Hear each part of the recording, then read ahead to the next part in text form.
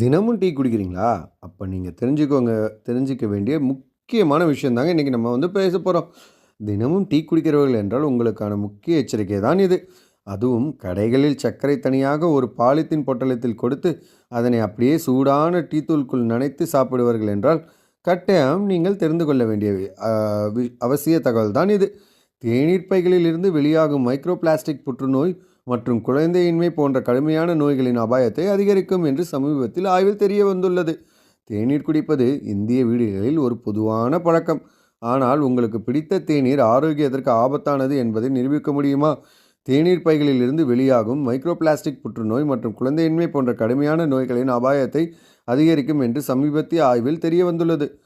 பார்சிலோனாவின் தன்னாட்சி பல்கலைக்கழக விஞ்ஞானிகள் தேநீர் பைகளை வெந்நீரில் மூழ்கடிக்கும் போது கோடிக்கணக்கான மைக்ரோ பிளாஸ்டிக்கள் வெளியேறுவதாக ஆய்வில் ஒன்றில் கண்டறிந்துள்ளனர்.